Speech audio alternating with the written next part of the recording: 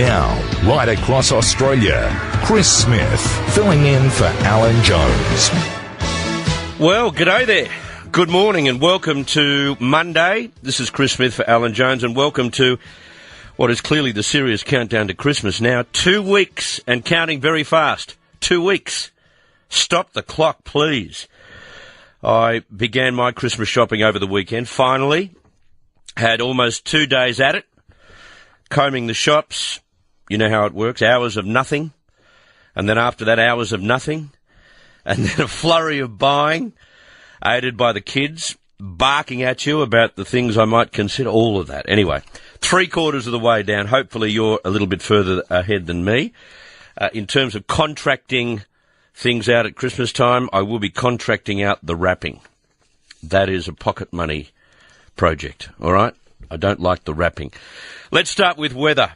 On this 11th day of December 2017, no rain to report this morning, none, in either New South Wales or Queensland.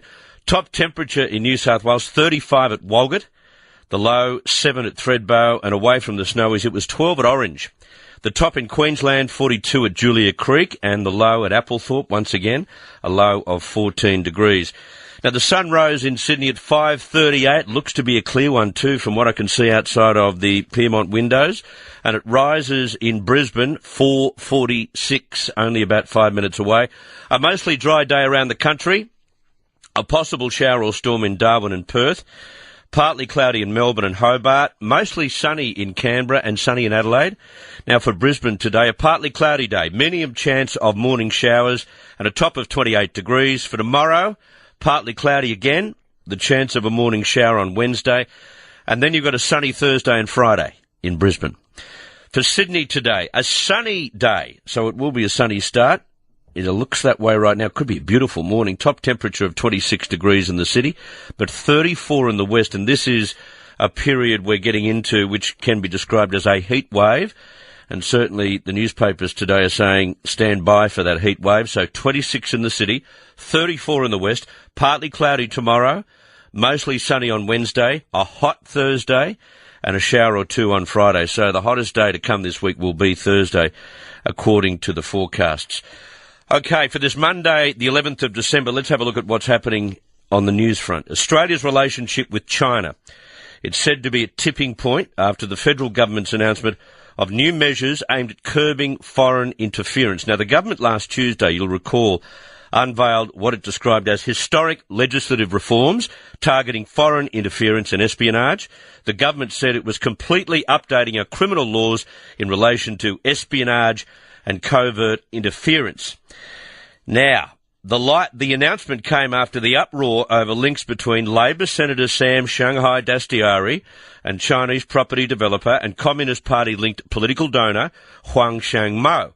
And on the weekend, we were told how ASIO has identified 10 state and local political candidates, 10, believed to have close ties to Chinese intelligence. Well, that's 10 they suspect. You can bet there's probably one or two more. According to The Australian, Beijing is urging the Prime Minister to ensure the new measures don't trigger a reduction in the number of Chinese students and tourists coming here. I think they're probably worried about a little more than that. Former Victorian Premier John Brumby, now the National President and Chairman of the Australia-China Business Council, says relations between the countries are very finely balanced. He says while it's crucial for Australia to protect national security, it's also crucial to understand that by far the biggest single factor that has driven Australian prosperity over the last 2 decades has been the rise of China, and we ignore that at our peril. Now, Foreign Minister Julie Bishop says Australia and China have a robust and mutually beneficial relationship. She says while there'll be differences of opinion from time to time, we always strive to manage these disagreements through open, respectful and constructive dialogue. Now, back to Shanghai Sam, and Fairfax is reporting he tried to pressure Deputy Opposition Leader Tanya Plibersek to abandon a meeting with a pro-democracy activist opposed to Beijing's interference in Hong Kong. Who is Shanghai Sam working for here? We're told Senator Dastyari was on a trip in China at the very same time. A trip paid for by an organisation controlled by Huang Xiangmo. I wonder whether they've given Sam Dastyari his own office in Beijing. Now, a spokesman for Senator Dastyari has rejected the claims, as they would. They've called them complete rubbish. But this bloke has to be on the thinnest of ice, doesn't he? Well, new research being released today suggests around 42,000 Australian families are struggling to deal with rising power bills, and I bet many listening this morning are in that boat. The research by KPMG has found large, low-income families, pensioners and Indigenous Australians have been hardest hit by the rise in energy costs and face increasing difficulty paying electricity and gas bills that could consume 12% of their household budgets. Now, report co-author Cassandra Hogan has told The Australian the rising cost of energy can affect households' quality of life in a very real way, since energy is a fixed component as opposed to a discretionary cost. And that's the point. You can't avoid paying the energy bill. She says the reason why it is devastating is because it exposes no less than 1% of the Australian nation, including no less than 200,000 children, to the bruising effects of energy poverty. Ms Hogan says poor households with big families and the public housing estates of our biggest cities are most exposed. And for these Australians, there is no defence. You see, this is how the gaps widen in societies like Australia. It's on the basics. That's how they widen. Still on power, and we're told the country's biggest manufacturers are calling for an energy price target after AGL formally rejected the government's request to keep its Liddell coal-fired power station in New South Wales open beyond its planned 2022 closure. And we'll be speaking at length on this issue later this morning. AGL did offer an alternative energy plan involving renewables, gas and battery storage, and that will be assessed by the Australian Energy Market Operator. But coalition MPs have criticised the AGL plan, with Liberal backbencher Craig Kelly saying it will lead to a reduction in baseload power while leaving New South Wales at risk of blackouts. You see, go back to what they've offered, renewables, gas and battery storage. Well, that's okay. Battery storage technology at the moment is not up to scratch to what we need. And as for relying on renewables, let's just pray that the sun shines and the wind blows. But the wind can't blow too much. All right? The Prime Minister says AGL's decision is not at all a rebuke of the government. Well, it is, Malcolm, because AGL is happy to give Malcolm the bird on this issue. That's what's happening. It's claimed Liberal MP Jason Falinski faces fresh questions over his eligibility to sit in Parliament. Here we go again, with immigration documents appearing to contradict claims he made about his family's history on the Citizenship Register. Now, the Telegraph has obtained dozens of files held by the National Archives which conflict with information provided to Mr. Falinski's lawyers, who've released advice concluding he was not a Polish citizen. Now, the Telegraph says the lawyers wrote because Mr. Falinski's father was born out of wedlock. Now, this is difficult, but I'll go slow with it. Mr. Falinski's father was born out of wedlock. He did not inherit your paternal grandfather Leon's citizenship on that basis. But naturalisation documents held by the National Archives show both Leon Falinski and his wife Maria said they were married in Russia in 1942, a year before their son, Mr. Falinski's father Stanley, was born. Now, it may be confusing, but I'm telling you what, it's not reassuring for Falinski or the coalition. We'll take a break. 11 minutes away from 6 o'clock, 11 minutes away from 5 in Queensland. Good to have your company this morning. This is Chris Smith for Alan Jones. 7 minutes away from news, there's a stack of sport to get through. A cavalcade, as they say in the business. We'll get to James Willis in just a second. But ahead of Friday's third anniversary of the start of the Lindt Cafe siege, third anniversary. It's hard to believe, isn't it? It's claimed the shotgun used by Man Monis was sold to him for $570 by a well-known Middle Eastern crime family. Now, the Telegraph quotes a police source who says they're pretty confident the family provided the gun used to kill cafe owner Tory Johnson, but we haven't been able to prove it yet.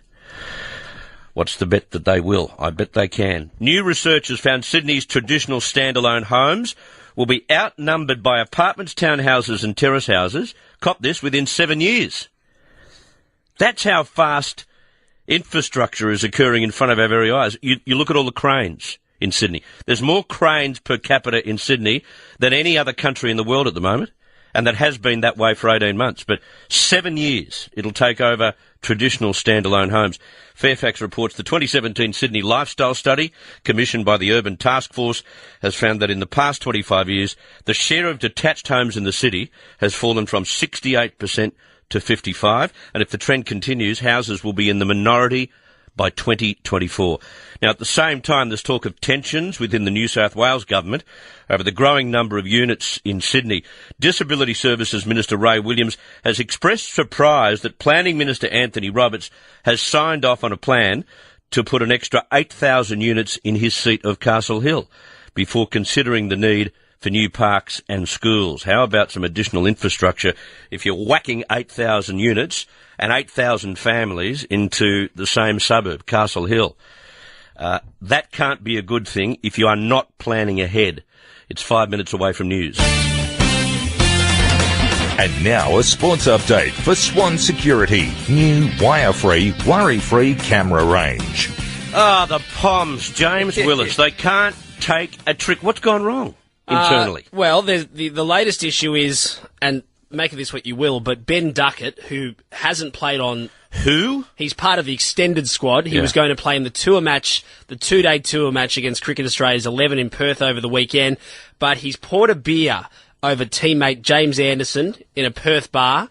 We don't know whether the beer was full or if it was half full or if it was a pint or a schooner or whatever else. Was it part of an argument? I don't know. Maybe James Anderson may have encouraged it. We're not sure.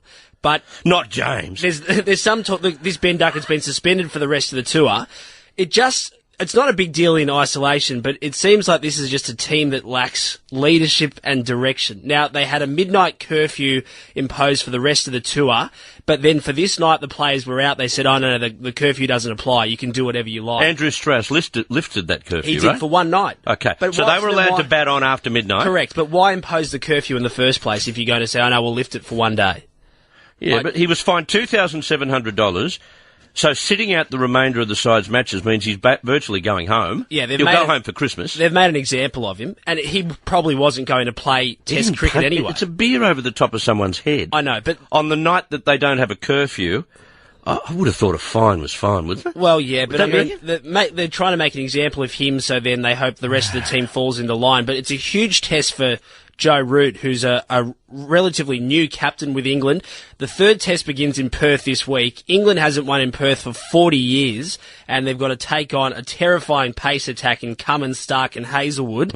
Instead of playing in that tour match over the weekend, as we said on Friday, they were playing golf. They just seem to be a team at the moment that just lacks direction and leadership, and I think we're heading towards another 5-0 drubbing, which is what they copped 3 years ago. I read somewhere today where there are apparently factions within the team, but all teams have factions. There's an older faction, there's a young faction, there's the faction that are the goodies and the faction that are the baddies. Like, that's just something you've got to deal with as captain. Yeah, but look, let's face it, Smithy, so far in those two tests, that in many cases they've been pathetic. Yeah. Particularly the batting, and unless they improve out of sight, it's going to be a long summer for them. Okay, now women's cricket. I watched a little bit of the women's game yesterday. So exciting. Good crowd at North Sydney Oval. And Elise Perry, the hero, but also the unwitting villain in many ways. Look, I felt so sorry for her. The game on Saturday, the Sydney Sixers made 4 for 242 with a bat. Ashley Gardner belted 114 off 52 balls, but which is the fastest women's Big Bash T20 century ever. Elise Perry made 91 not out off 49 balls. She hit a massive 6 down the ground. It ricocheted off a chair and hit a 10-year-old boy in the forehead. Now, the boy was taken to hospital. Elise Perry, as soon as she actually saw it happen, she watched the ball and then ran to the grandstands to make sure that he was okay. He was taken to hospital. Thankfully, he's been discharged and he's okay. I'm surprised that sort of stuff doesn't happen more often, you know. In T20 cricket, North Sydney Oval's a tiny ground, and this kid just wasn't paying attention. The ball ricocheted off a chair and hit him square in the head. There was 2 other games yesterday as well, and the Sydney Thunder were beaten by the Sydney Sixers again, so the Sixers are the team to beat. This Ashley Gardner made 47, and across the 2 days, 8,726 people in the grandstand. That is brilliant. Free tickets offered, so a really, really good weekend for the women's Big Bash. The reason why people get hit usually because kids run around when you're sitting on a hill as opposed to a seat, and North Sydney Oval is one of the last frequently used cricket ovals where you can run around on the hill, so the kids don't pay attention to where the ball's coming. That's the right. problem. They're not. A lot of them aren't even watching the game, are they? They're playing their own little games of cricket, or talking to their parents or whatever else. Should mention, Smithy, there's a massive game underway. In fact, it's finished in the English Premier League. Man City has beaten Man United 2-1, which means on the ladder they are now 11 points clear. Wow. 11 points clear of United. Still a long way to go, but Man City well out in front. Liverpool and Everton drew 1-1. And basketball, there's a massive game tonight. The Sydney Kings take on Melbourne. This is shaping up to be their worst season on record. They've won 3, lost 11 so far. I watched the game they played against Brisbane over the weekend. Yeah, and Andrew Gaze is under a fair bit of pressure, but he lost a close friend of his, Blair Smith, a couple of days ago suddenly. So he's had a tough few days, but they've got to win tonight. He's tearing his hair out indeed. Thank you, James. Appreciate that. Chris Smith filling in for Alan Jones. Thanks to Vodafone. Want a no locking contract? See vodafone.com.au/plans. T's and C's apply. Okay, your turn now. The number's 131873. Step right up, have your say, and there's plenty to bite on. I tell you what I have been given from the wonderful promotions department here at the Macquarie Media Network. We've got 3 packs of fabulous Christmas CDs courtesy of Sony. 3 packs of Sony CDs, including the Barbra Streisand Magic Concert album. I think that's a double CD, the live album. Christmas with Elvis and the Royal Philharmonic Orchestra. John Farnham and Olivia Newton-John, Friends for Christmas CD album. They're the 3 in the pack, right? So I've got 3 listeners who'll be part of our open line between now and the next 20 minutes that I'll be giving away those 3 packs to. All right? 131873 is the telephone number for those who want to throw in their 2 bobs worth. Now, demographer Bernard Salt, he's again nailed the numbers, as he always does, on the impact of power bills on Australians. Now, the Australian newspaper reports today, large low-income families, pensioners and Indigenous Australians have been hardest hit by the rise in energy costs and face increasing difficulty paying electricity and gas bills that could consume 12% of their household budgets. 42,000 families are struggling to deal with the rising power costs. That sounds like an underestimate to me, 42,000. It says low-income families had limited ways of reducing energy costs because this is a fixed thing. You've got to keep cool. You've got to keep warm. You've got to put the lights on. You've got to cook.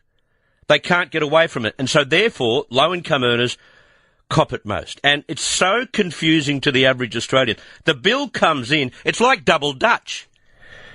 But what are you going without? Given the fact that, it's hurting everyone, it's not just 42,000 families, what are you doing and going without? Is it the air conditioning this summer? Have you decided, we'll put a Band-Aid or a bit of masking tape on that switch?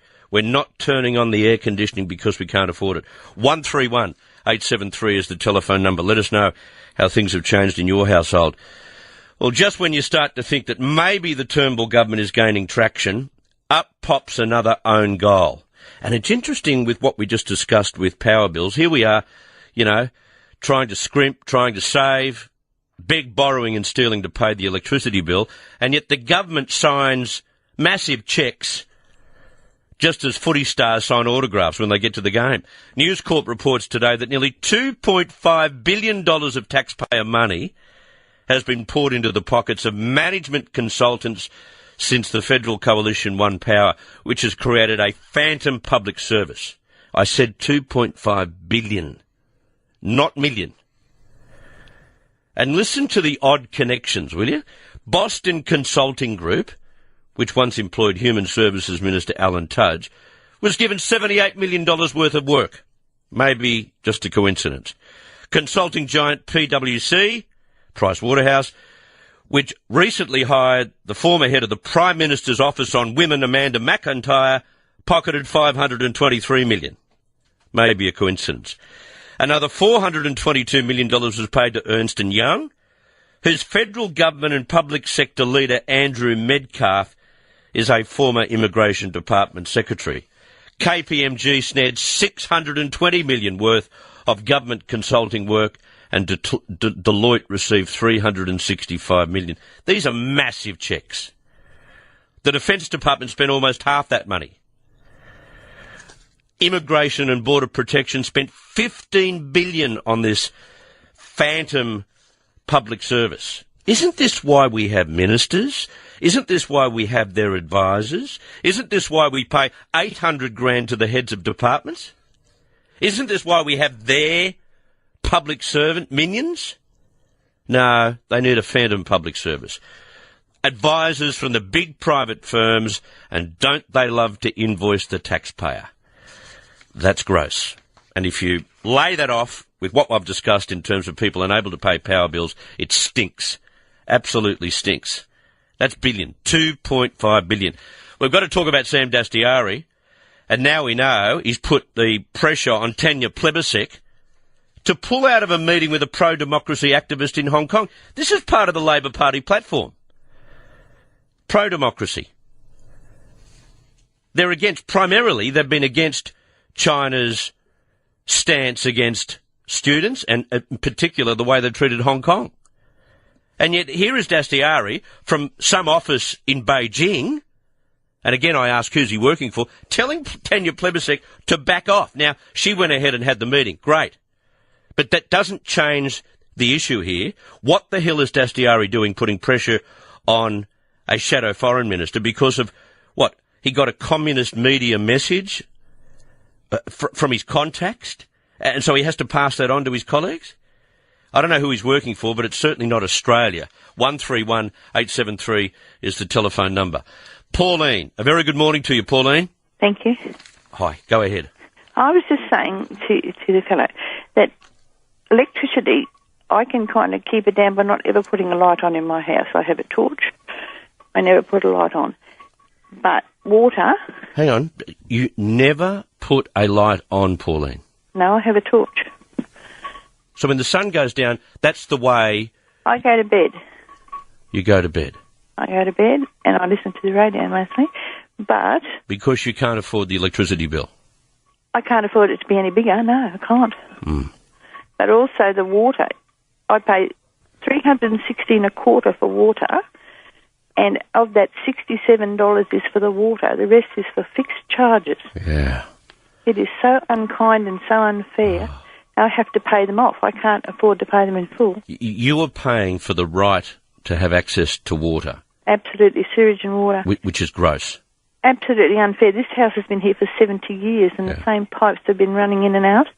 I don't understand. Yeah, When we were under the council, my son and husband were alive, and we paid $46 a half year for water. Yeah. Now I pay $316 on my own a quarter for water. And this is how in a society like Australia, as I said earlier, this is where the gaps enlarge between rich and poor. I can't manage on the pension. I have to borrow against my house. Yeah. I've got one of those reverse mortgage things. And lucky you have.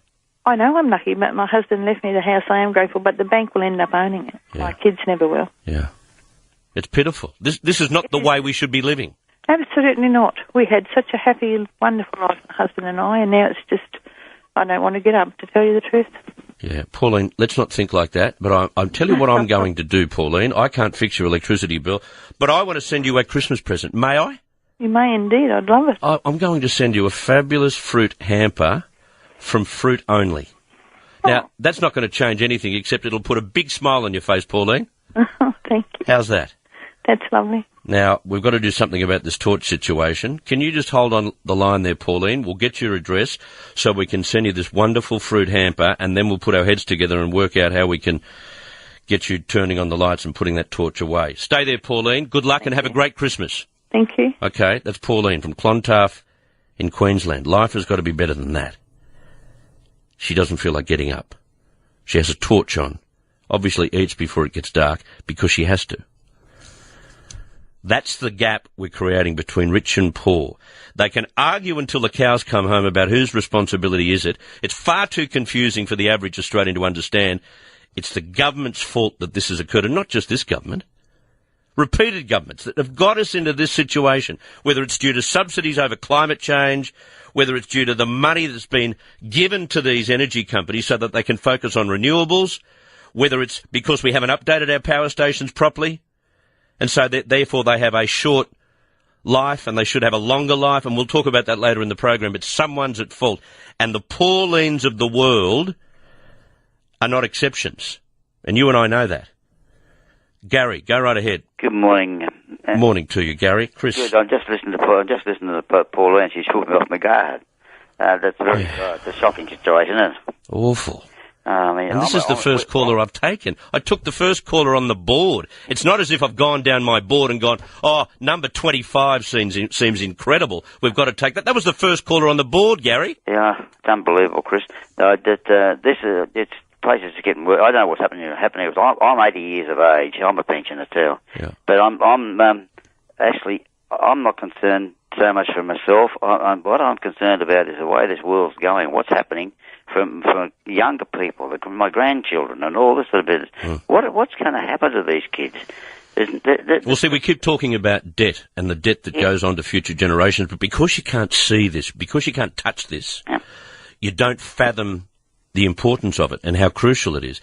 That means that they will have to work twice as hard as you and I did, or you and I are, to get what we have today. That's what it means down the track. Oh, absolutely. But that's not what I rang about. I rang about this Sam Dastyari. And now I'm considered straightforward. I'm a Labor supporter, which is out of the blue. But how can they tolerate this bloke? He is... I don't know whether Shorten is capable. Has he got the power to sack him out of government completely? Well, he's supposed to be the leader of the party. Yeah, but you see, Sam gave him the numbers in the New South Wales within members of the Labor Party to get him into the position he is now. He's the kingmaker, Sam Dastyari. I realise. He might seem like a little clown, and a young clown at that, but he's a kingmaker, and so Shorten owes him. And so he will go all the way with Sam Dastyari until it's an impossibility. Well, the impossibility has come today after we learn that this bloke sits in China, presumably at an office paid for by the Communist Party, and starts telling the shadow foreign minister who she could meet when she goes to Hong Kong. That's enough of it, Gary. I agree with you. He's got to go today. I agree with you 100%. I just think he's an absolute disgrace to the Labor Party. There's good people everywhere. Surely there are other ways. Look, they've got the union movement to dip into, Gary, in terms of monetary backing. Yeah. You don't need the Chinese Communist Party. I agree. All right, Gary, thank you very much for your call. They can finance their election campaigns in another way, presumably and usually via the union movement. They don't need to suck up to the Chinese Communist Party and then influence all the ministers in that party, or the shadow ministers at this stage, and tell them what they should be supporting and not supporting. It's foul. 22 minutes after 6, 22 after 5 in Queensland. I've got to say, probably like you, Pauline's call has thrown me somewhat. Not only will Pauline receive that fruit-only hamper, I'll also give her one of those Sony Christmas packs I mentioned, music from Barbra Streisand, Elvis, Farnham, Olivia Newton-John. But I'll also do some work today and try and get hold of Pauline's supplier and work out a better deal for her in terms of electricity. It may be as simple as she's not aware of the options and she could be on a better deal. I don't know, but we'll do our best to try and get her on a better deal and get her one of those Sony Christmas CD packs. In terms of fruit only, if you'd like to send a beautiful present to someone, it doesn't have to be for Christmas, 1300 378 486. Pam, hi. Chris, how are you? Good, thank you. That's good. I'm ringing up about my electricity bill. Yep. Mine went from $290 last time to $555. And I bet you didn't do anything extra. I didn't, and I'm on a pension, and I can't even afford to buy presents for my grandchildren because I'm terrified to get my next one. Yeah.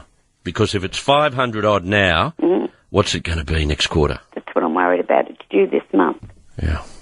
And I just worry the whole time. I don't know whether to change, to go with somebody else, or is it going to be worse, or is it going to get better? Well, listen, do you have access to a computer? No, I don't. Okay. Does someone in your family have access to a computer? Yes, they do. Okay. There is a government...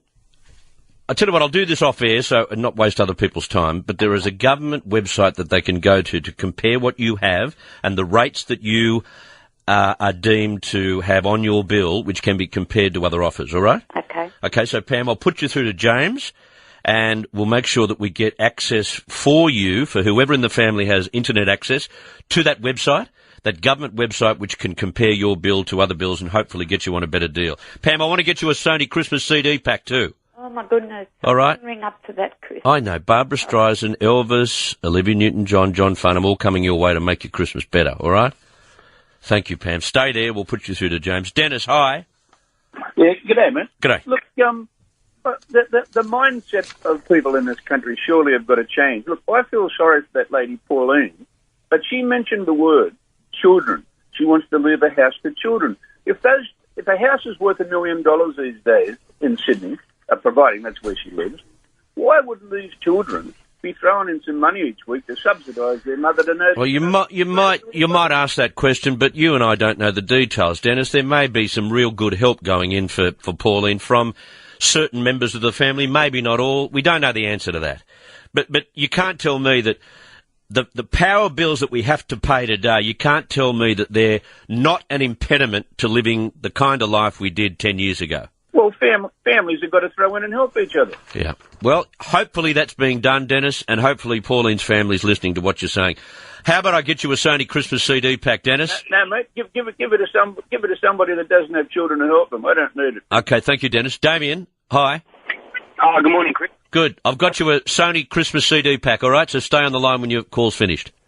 Thank you very much. Just a bit disturbed to hear in the news that we're being warned of possibly imminent attacks of terror during the Christmas period. I thought we had a border force and an immigration department to knock these people from coming back to our country. I thought we could instantly tell when they were coming back. I'm with you, Damien. Why is that? It's a very good point. We'll do a little bit more work on that story later this morning. We'll give away that fantastic digital radio after 8:30, after 7:30 in Queensland. Chris Smith filling in for Alan Jones. Thanks to Vodafone. Want a no lock-in contract? See vodafone.com.au/plans. T's and C's apply. 20 to 7, 20 to 6 in Queensland. It is an absolute giveaway-a-thon on the breakfast program this week as we lead up to Christmas.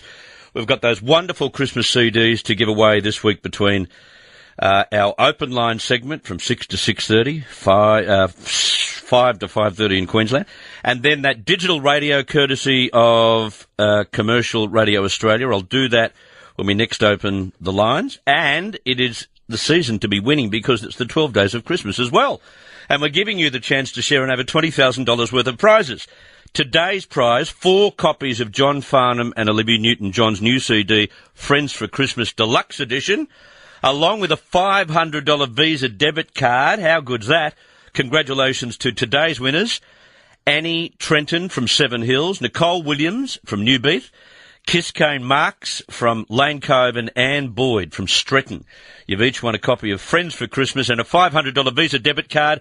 If you'd like to share in over $20,000 worth of prizes, simple. Just head to the win page at 2gb.com or 4bc.com.au and tell us why you love Christmas. Today's 8th day of Christmas, thanks to John Farnham and Olivia Newton-John's new album, Friends for Christmas, the Deluxe Edition, which you can purchase right now.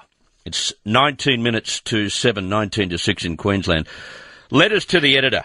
Now, there's a theme through these 4 letters.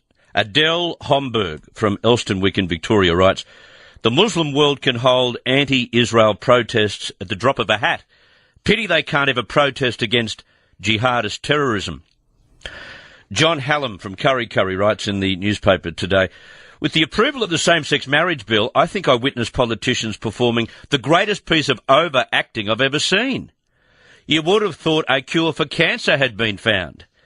Steve from Wollongong agrees. He says, will our politicians gloat and have a sing-along when pensioners and the needy can afford their electricity bills? And Rosemary O'Brien from George's Hall in Sydney writes, I'm eagerly awaiting that glorious day in Parliament when our national debt finally crashes to zero. Can you imagine the euphoria as politicians hug one another, tears streaming down their faces, locking arms and singing, money, money, money? Clever stuff. Clever. It's 17 minutes to news time. Well, we're told today a well-known Middle Eastern crime family sold a shotgun to terrorist Man Monis in the days before the deadly Lint Cafe siege, senior New South Wales police believe. News Corp reports police received information which led them to investigate links between Monis and the crime family based in Sydney's southwest after Monis used the gun to execute cafe manager Tory Johnson. They're confident the family provided the gun to Monis. Police have so far been unable to charge anyone. Now, while an inquest into the December 2014 siege found it was likely that Monis spent $570 on the gun in the 48 hours before the siege, the source of the weapon had never been established. Another officer said it was widely accepted by those involved in the investigation that the LaSalle 12-gauge shotgun was bought from the family probably the day before the siege. Now, would you believe Friday marks the third anniversary of the siege, in which Monis took 18 people hostage inside the Martin Place Cafe just after 9:45 a.m. Most of the hostages escaped before police stormed the cafe about 2 a.m. That was the following day, after Monis shot dead Mr. Johnson, aged 34. Monis was killed by police. Barrister Katrina Dawson, 38, was killed by bullet fragments. Police are continuing to investigate how Monis got the weapon. 2 people died, one as a result of Monis having the gun. Someone ought to be charged, and that should happen sooner rather than later. Well, the actions of Sydney police who pursued a man when he failed to pull over for a breath test before dying in a car crash are under investigation. The 35-year-old sped off from the roadside test site at Lapston in the city's west about 10 p.m. Saturday and attempted to evade officers who gave chase. And police should be able to chase a car that needs to stop. Police say the pursuit was terminated before the driver re-entered the Great Western Highway, and not long after, his car lost control and hit a tree so hard it split in two.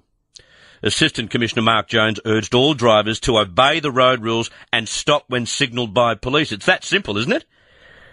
Police urged drivers to stop when directed. It's not law-abiding citizens who are taking off from police. If you have nothing to hide, you've got nothing to fear. Stop when police tell you to stop, and then you'll have nothing to worry about. A hang glider pilot has been winched to safety after he hit a cliff in Newcastle yesterday. The 47-year-old man crashed into the base of the cliff at Dudley. The Westpac rescue helicopter was called, with the man stabilised at the scene before being winched and flown to John Hunter Hospital with multiple leg fractures. The bloke should buy himself a lottery ticket, I would have thought.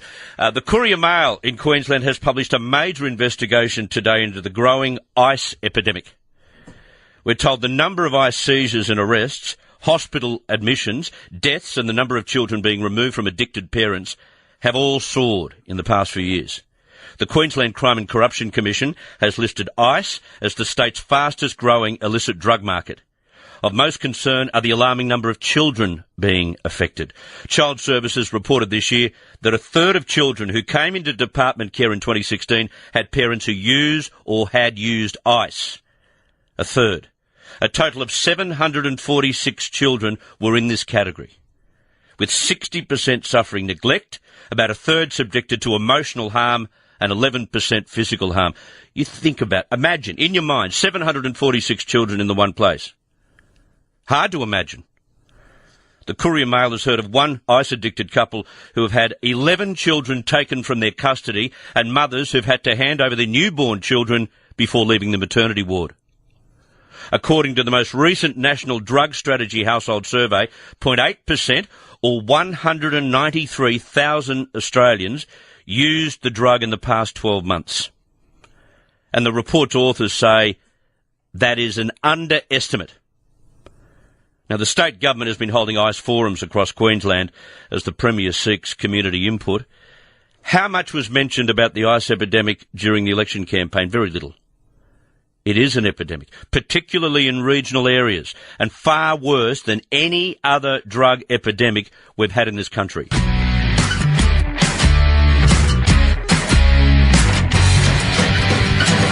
Chris Smith for Alan Jones, and Alan has led the crusade to get medicinal cannabis approved by the New South Wales state government. We're told today terminally ill patients with federal government approval for medicinal cannabis are still being blocked by New South Wales Health from obtaining the drug more than a year after it was made legal. Can you believe this? Doctors have told the Telegraph they're fearful New South Wales Health has an automatic bias against medicinal cannabis. They say they're finding it impossible to have prescriptions approved, even after it's been granted by the Therapeutic Goods Administration. In other cases, the approval process is taking so long, they say they're worried patients will die before they get access. Now, Alan has led the charge to get this medicinal cannabis approved after meeting Dan Haslam and his mum Lucy, who's been on the program many times. Dan passed away in 2015. Mike Baird is now the official patron for a medicinal cannabis charity, yet sufferers can't get their hands on the medicine. It is a joke and a complete disgrace, and Mike Baird should do something about it.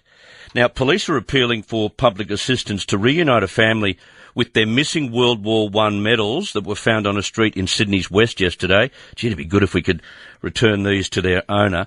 A man spotted a brown wooden box on the road at the intersection of Carroll and Chisholm Drive and Langdon Road, Winston Hills. Inside the box were original World War I medals, in pretty good condition too. And you can see the medals on the New South Wales Police Facebook page. Police say it's most likely the recipient of the medals may have passed away. There are family members who would really appreciate having them returned home. Investigators will liaise with the New South Wales RSL sub-branch to locate the owner. So that's where you should go if you've lost these medals. Or you can call Crime Stoppers 1-800-333-000. And authorities in the US state of California, they're still battling these massive bushfires, would you believe? They called them wildfires. Strong winds are driving the fires, destroying hundreds of buildings. 200,000 people evacuated. Now, they've gained some ground battling the blazes. At least one person has been killed, but the winds blew up again overnight. What's called the Skirball fire in LA was 75% contained, while the Creek and Rye fires in LA County were 80% and 65% contained. So they can't take a trick. They're still raging out of control, and the winds are not helping.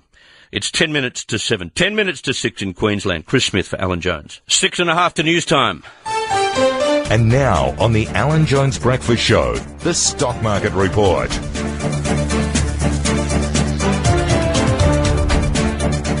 Welcome to Monday, December 11. Yes, the countdown has begun. This is the serious part. 2 weeks until Christmas. Oh, where did that come from? The Dow Jones has closed 117.7 points higher. The Nasdaq has closed 27.2 points higher. The Standard & Poor's has closed 14.5 points higher. The Nikkei has closed 313 points higher. The Shanghai Composite has closed 32.3 points higher. The FTSE has closed 73.2 points higher. Oil is $76.39 Australian a barrel, and that's $57.36 US cents. 1 Australian dollar is worth 75.123 US cents, and gold is trading at $1,248 US dollars, 40 cents an ounce. On the Alan Jones Breakfast Show, national weather. For Darwin and Perth today, a possible shower or storm, partly cloudy in Melbourne and Hobart, Canberra mostly sunny, sunny in Adelaide, a partly cloudy day in Brisbane, top of 28, a sunny day for Sydney, 26 in the city, 34 in the west, and London, sleet with an ice warning, 2 degrees, how bad can it get? The UK Report, thanks to Peters of Kensington. Open 7 days at Barangaroo, Birkenhead Point in Kensington, or shop online at petersofkensington.com.au. Let me guess, Adam Gilchrist, you actually love and revel in this snow stuff, do you? Oh, gosh, yes. The only thing is I didn't have anyone to go tobogganing with this year, and I thought about doing it alone. I thought it might look a bit sad. If I was very sad. But 2 degrees, how are you coping? Well, it's going to sort of 0, I think, was the high here today. So 2 degrees will be a blessed relief. I'll tell you what, -9 in Birmingham here overnight, and -15 in some parts of Wales and Scotland. We've had 30 centimetres of snow in some parts of the UK, snow in virtually all parts of the UK. Even in London, 5 centimetres of snow, so a proper snowfall. So therefore, lots of travel disruption. Various people I know have taken 8, 9, 12 hours to get home from various parts. The wind is up as well at 80 miles an hour in some places, so blizzard conditions, which explains why a ferry ran aground in Calais. But you know what? If nothing else, Chris, this morning I was able to wake my wife up, because there's only 2 things you can never wake your wife up for. 1 is the death of a celebrity, and 2, it's snowing. So I was able to wake her up. Permission at last. Exactly. The Brexit roller coaster. Oh, my word. Well, we had this big agreement, basically. On Friday, the UK Prime Minister pulled off the conjuring trick, agreeing enough stuff with the European Commission President so that the second stage of Brexit negotiations can begin. Crucially, she settled on the divorce bill at £39 billion. Say it quickly, it doesn't sound so much. It was double of what she originally wanted, but half of what the EU wanted. She also agreed on the future rights of citizens, both Brits in EU and EU in Britain. But Britain would stay in the customs union and single market for 4 years at least, and therefore that'll smooth the way to the border issue between all of it sorted, except just a few hours ago, the Brexit secretary, the man responsible for all the negotiations, said it's only a statement of intent, that it's not binding and could be changed. Oh. It's a bit like she had her fingers crossed behind her back, so it doesn't really count. What? I have no idea what it means, but there we are. Give us a break. Exactly. Iranian spy negotiations. Well, yeah, the UK Foreign Secretary Boris Johnson has met with the Iranian President Hassan Rouhani today, and amongst other things, obviously, there's some big issues like trade, nuclear armaments, support for the insurgents in Iraq and Yemen, that sort of stuff. But there was also this big case here about Nazanin Zaghari-Ratcliffe, who is a British-Iranian woman, wife and mother. She's been jailed for 5 years in Iran for spying. Boris Johnson, the Foreign Secretary, didn't help her case when in Parliament he suggested that she was there training journalists, which might have added to her prison sentence. Anyway, he's gone to Tehran now to clear the air, and crucially, a court appearance has been postponed. It's thought maybe some headway is being made. Oh, good. Maybe some compromise, and this poor woman, who basically was showing her little baby off to the grandparents, and ended up in jail because of it. And let's hope she comes out. Yeah, wrong. Now, the microwave prank. Well, here we go. This is one of the more desperate Christmas appeals. I mean, it's obviously that season, isn't it? Loads of appeals for things. But yeah, a bloke in Birmingham managed to superglue his head inside a microwave, recording it on video and making himself famous. He got stuck fast inside his own microwave, and yes, the YouTube video did go viral. Ultimately, he was rescued by the fire brigade, but they say his life was in danger, though I have to confess, I didn't think you could turn a microwave on if the door was open, and presumably the door was open if he'd got his head in it. But anyway... Good point. The warning they put out is people should not put their lives at risk for the sake of other people's entertainment. How plaintive is that? But it's one of our Christmas appeals. Thank you so much, Adam. We'll catch up tomorrow. Thank you, mate. Thanks, Chris. And now, a sports update. Now, James Willis explained this to me. In boys' cricket, someone's poured a beer over someone's head. In girls' cricket, someone's put a cricket ball in someone's head, right? Well, that's what's happened. Yeah, and look, thankfully, the 10-year-old that was hit over the weekend at the women's Big Bash game at North Sydney Oval is okay. It was a ricochet, right? Discharged from hospital, bounced off a chair. Elise Perry hit a massive 6 down the ground. Not a big oval, North Sydney Oval, but a surprise that stuff doesn't happen more often. The Sydney Sixers won both their matches over the weekend. The star for them, Ash Gardner, who made 114 on Saturday, the fastest ever T20 century of just 52 balls, in Big Bash, of course, and then 47 yesterday, so she's one to watch. Okay, thank you for that, James Willis. 8 minutes after 7 o'clock. Thank you so much for your company today. Plenty to come. We've got a forecast for Brisbane today of showers in the morning, partly cloudy day, top of 28. For Sydney, a sunny day and the start of what they're saying could be a heat wave this week. 34 in the west this afternoon, 26 degrees in the city. Well, I would have thought it's D-Day for Labor Senator Sam Dastyari. If he's not sacked today, it's Opposition Leader Bill Shorten who should go. Now, Dastyari has become the gift that keeps on giving for the coalition, and there aren't many at the moment. But he's become an albatross around Bill Shorten's neck, and if Shorten doesn't have the guts to sack him, well, he's not fit for the lodge. We're told today Dastyari attempted to pressure Deputy Opposition Leader Tanya Plibersek to abandon a meeting with a pro-democracy activist opposed to Beijing's interference in Hong Kong. Who's this bloke working for? Now, it comes in the wake of 2 stories last week about Dastyari's links to China's Communist Party-aligned interests in Australia. Fairfax reports today that back in 2015, Ms Plibersek, who was Labor's Foreign Affairs spokeswoman, went to Hong Kong for a visit, which included a meeting with Joseph Chang Yu-shek, a prominent academic with Australian citizenship, who has drawn the ire of Beijing-aligned forces.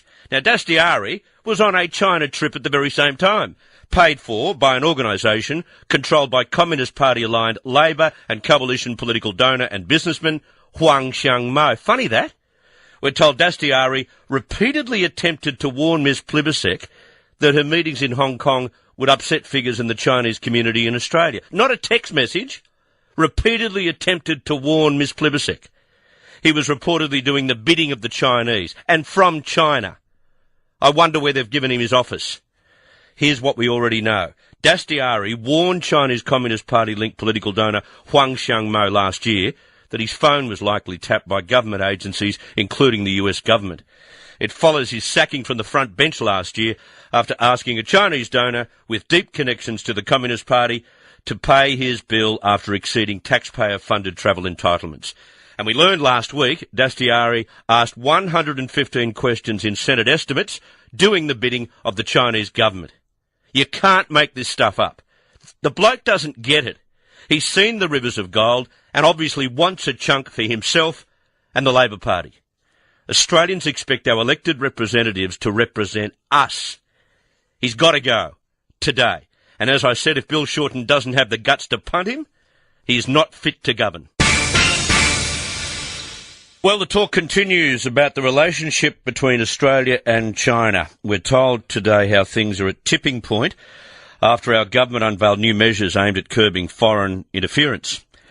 But there's also the ongoing saga of Shanghai Sam Dastyari. The latest is the claim denied by the senator that he tried to prevent his own party's foreign affairs spokesman from meeting a Chinese political activist. Can you believe this stuff? This was in January 2015. According to Fairfax Media, Senator Dastyari privately sought to persuade Tanya Plibersek to abandon a meeting with a pro-democracy activist opposed to Chinese interference in Hong Kong. It's reported Senator Dastyari repeatedly tried to warn Ms. Plibersek that her planned meetings with Professor Joseph Chang Yu-shek would upset figures in the Chinese community in Australia. Big whoop, Sam. He's reported to have left messages on her phone and contacted her office multiple times, but the meeting still went ahead. Ms. Plibersek isn't saying anything about those conversations, and a spokesman for Dastyari says the assertions are complete rubbish. They would say that. But there could be much more to all of this than just Senator Dastyari. Paul Maley, the national security editor at the Australian newspaper, wrote on the weekend how ASIO has identified about 10 political candidates, at state and local government elections, by the way, whom it believes have close ties to Chinese intelligence services. He said it was what security officials have assessed as a deliberate strategy by Beijing to wield influence through Australian politics. And at least one of the candidates successfully obtained elected office and remains there today. Paul Maley is on the line right now. Paul, thank you very much for your time. A pleasure. You wrote on the weekend how fresh details are emerging about the extent to which political parties have been compromised by foreigners, in particular the Chinese government. In broad terms, is this just the formation of business ties and ties of friendship, or is this more devious? Look, I think it gets pretty murky. We don't know. I don't know the answer to that question in any detail. But look, but if ASIO's involved, it's got to be suspicious. Well, correct. And I think the point is that it goes beyond the usual wielding of soft power or the usual, it goes beyond soft power. It goes beyond the normal sort of lobbying and the normal sort of cultivation of relationships and interests that you see all the time in politics. What this is surreptitious and covert, and it by its nature divides the loyalties of the candidates involved. So, in that sense, it is of great concern, no doubt. I presume that Australia isn't the only target, but why are the Chinese targeting Australia? Well, the Chinese are very keen to shape and mould the image of themselves abroad, and this is one of the measures that they use to do it. It's not, as you say, a uniquely Australian situation. Other Western countries have had similar problems, if you like, Canada, New Zealand, the United States. It's part of, their I suppose, what they would regard as their sort of soft power outreach, their attempt to sort of mould impressions of China abroad. And given the fact that we take so many students and we have our special relationship with raw materials, I guess there's a great deal of interest in the Chinese accessing room for Chinese students and in particular accessing our raw materials.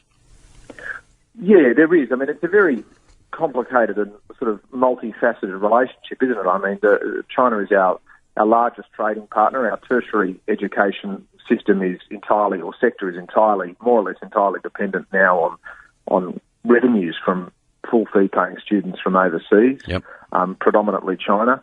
So and this is part of the concern, is you speak to government people, as I was doing last week in relation to this story and to other stories, and there is concern that China has a degree of economic leverage, which, if it chooses to, it could use to hurt Australia or damage Australia's interests in retaliation for some of these foreign interference measures. The thinking seems to be that they probably won't, because it would not be to their benefit to do that. But there is a complicated relationship, and that's sort of, I think, what's interesting about these foreign interference laws that the government announced last week, is that what the government was really doing was trying to reset the relationship with China and set some boundaries around it. For too long, this sort of activity has gone unremarked, or it has, it's been sort of dealt with very discreetly. And I think for the first time, the government has sort of laid down some markers and said, look, we want a friendly relationship with you guys. We want one of mutual economic benefit. However, we will not compromise on our values. We will not allow our institutions to be corrupted by this kind of influence. So here are the ground rules. And it's going to be interesting to see how China reacts to that, because Australia's had complicated relationships with other countries in the region before. We've had spats with the Indonesians, the Malaysians, others, but we've never had this kind of complexity with a country as powerful as China and with as much leverage over us as China. So it was very interesting to see how they react and how the government handles it all. Well, as you know, today it's been described, the relationship between Australia and China as at a tipping point, which I hope is not an under-exaggeration, because otherwise we're in strife. But looking at the 10, what have you learnt since you compiled that story about these 10, both at state and local government level? Well, we've got to be a little bit careful about what we say, but it's predominantly at local government. I mean, I think there's a lot of activity. One of the things that's been missed in this story is the very high degree of activity at the local level. Local council is not a tier of politics that people tend to pay a lot of attention to. No. That's where a lot of it is going on.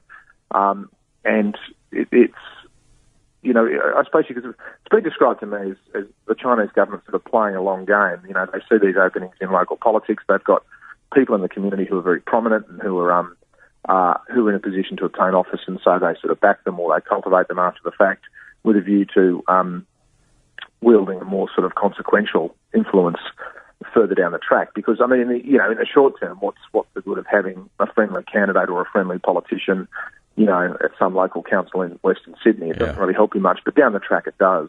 So you're talking about councils that may have high Chinese and ethnic constituencies, and councils in Western Sydney, which of course is growing and no doubt will probably find senior or mayors or senior council officials moving into the next echelon of politics. Yeah, well, that tends to be the way it works. So, those areas where there are large sort of ethnic Chinese communities tends to be where this sort of stuff is occurring. It was described to me as the penetration of political parties was described to me as sort of patchy, but where it's occurred, quite deep. That was how it was put to me. In negotiations, Chinese people always say, we have lots of time. And it's about planting seeds and preparing for the next decade and the decade after that. Yeah, that's right. I mean, I think the Chinese, I'm not a China expert, but my China expert friends tell me that the Chinese government does think and plan in those sorts of time frames, whereas Western democracies do not. One of the things we've got to be careful about with all this, Chris, is that the Chinese, to some extent, are not doing anything that other countries don't do. I mean, all countries try to wield influence, and we don't want to sort of overstate the depth of the problem, and we don't want to sort of get into a situation where we think every sort of Chinese candidate or every Chinese Australian has to prove his or her loyalty. That's not what's going on. There is a problem. The Chinese government clearly oversteps the mark in terms of, that wielding of soft power, or however you want to put it. But again, you don't want to overstate the problem and assume that every Chinese Australian is somehow suspect. Well, you've written in your article about Russian influence and Russian interference.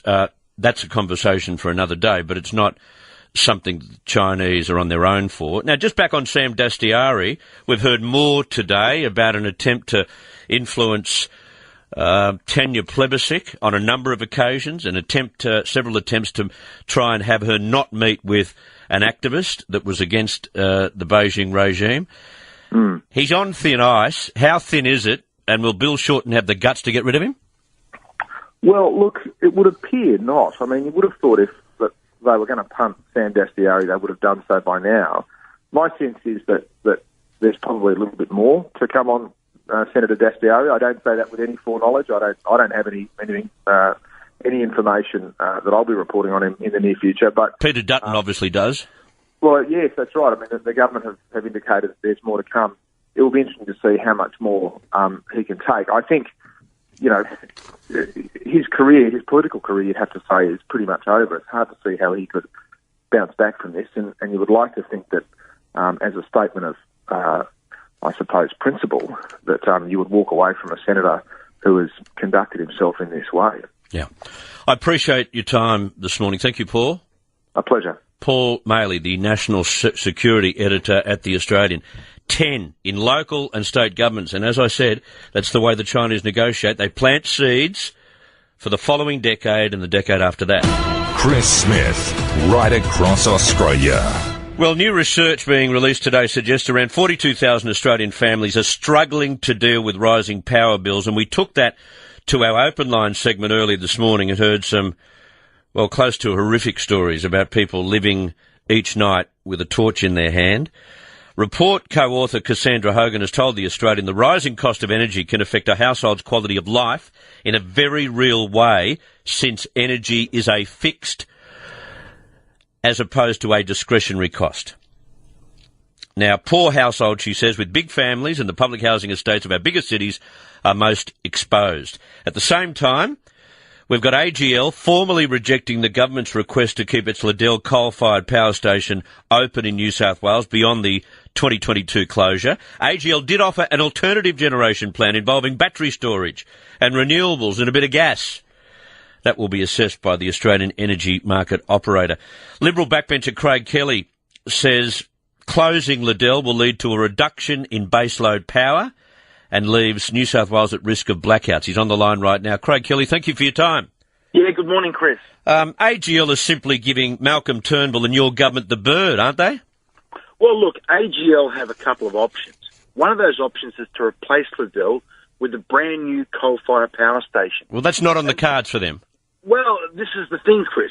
AGL, remember, they're trying to get their green credentials up because 90% of their profits come from, fossil fuel generation. So they're trying to create this false impression that they're this clean, green company when they're relying on fossil fuel generation. They're also able to short the market by not building another coal-fired power station there. And when you say short the market, explain that to us. Well, what they mean, that means they don't put enough, they reduce the amount of dispatchable and baseload power in the system. And so what they do produce is worth more? That's right. So all their other power stations get the benefit of the higher wholesale price. And that, if you look at their plan, appears exactly what the result would be. So they end up with a higher wholesale price, not enough dispatchable power in the market, not enough baseload power in the market. That pushes prices up and puts it all at greater risk of facing blackouts. Yeah. The subsidies we pay these companies for their renewable energy generation, does it make it more profitable to go down that track than to keep a power station like Liddell open? Look, it does, because I've had a quick look at the numbers that AGL have put forward. Yeah. And I calculate under that they'd actually pocket $2 billion in additional subsidies under renewable energy target. $2 billion, that's 2,000 million, and that's something that gets added to our electricity bills. That was what got Labor out, actually cheering on this plan, saying how wonderful it is. Yeah. Look, this is also, Chris, why this national energy guarantee that the coalition's putting together. I know there's been some criticism of it, but it's very important because it ensures we have enough baseload power in the system. Yeah. One quick one before we let you go. Sam Dastyari, how thin does this ice have to be? Oh, look, he's got to go. He's actually a security risk to the nation. And look, we have security relationships with the US and Canada, the USA. How are these countries going to share security intelligence with Australia if Sam Dastyari was part of a Labor government running this country? It harms his conduct has actually harmed the country. He cannot stay. There he is in China telling or trying to tell Tanya Plibersek not to meet with those who are against the Beijing regime. Who's he working for? Look, this is the question, and this was one incident, but it's incident after incident after incident, and I'm sure the Americans simply would not share the intelligence that is vital to Australia's national security if they thought that Bill Shorten had Sam Dastyari as part of his government. Yeah, I appreciate your time this morning. Thank you, Craig. Thanks, Chris. Chris Smith filling in for Alan Jones. Thanks to Vodafone. Want a no lock-in contract? See vodafone.com.au/plans. T's and C's apply. 20 to 8, 20 to 7 in Queensland. I can't help but have a look at the long list of emails I've received after speaking with both Paul Malley over this business concerning Sam Dastyari and then Craig Kelly on electricity. And people are at their wits' end. And they're saying, what does Dastyari have? Has he got a photo album of Bill Shorten? Well, he virtually does, because he made Bill Shorten the leader of the Labor Party by bringing the numbers from New South Wales, Labor numbers in the membership, to vote for him over Anthony Albanese. So he owes Sam Dastyari. And unless Dastyari starts to murder someone, he'll stay there. And then back on coal-fired power stations, a mate of mine in Brisbane sent me an email in light of the fact that they're closing Liddell, right? And they don't even want to consider extending the life of Liddell power station, and therefore they don't consider whether we're going to have a problem with renewables and therefore have an insecurity problem with energy. This has come from my mate from Brisbane. I won't mention his name because he's highly placed. But he says, have a look at what's happening in Myanmar. He says the Thailand, I'm reading this, by the way, from a Myanmar Highlights newsletter. The Thai-based TTCL Public Company Limited will invest $2.5 billion to develop a new coal-fired power plant in Karen State. Construction on the plant is expected to be completed by 2023 and be fully operational by 2024 and have a capacity of 1,280 megawatts. And then, as he writes to me, Myanmar announces a new coal-fired power station. That is on top of the 3 new gas-fired power stations recently announced. Myanmar power supply soon to be more secure than Victoria and South Australia. Well, add New South Wales onto that. That's what these minnows are doing around the world. And while we sit on our hands and turn into colophobes. And I see the leader of the group that won this year's Nobel Peace Prize has urged nuclear nations to adopt a United Nations treaty banning atomic weapons in order to prevent the end of us. The international campaign to abolish nuclear weapons was awarded this year's Nobel Peace Prize by a Nobel committee that cited the spread of nuclear weapons and the growing risk of an atomic war. Now, ICAN, which began in Melbourne, is a coalition of 468 grassroots, non-governmental groups which campaigned for a UN treaty on the prohibition of nuclear weapons adopted by 122 nations in July. Now, the treaty is not signed by and would not apply to any of the states that already have nuclear weapons. Beatrice Finn, the executive director of ICAN, urged them to sign the agreement. She said overnight, it provides a choice between the two endings, the end of nuclear weapons or the end of us. She said the US choose freedom over fear, Russia choose disarmament over destruction, Britain choose the rule of law over oppression. She urged France, China, India, Pakistan, North Korea and Israel to do the same. Good luck with that, Beatrice.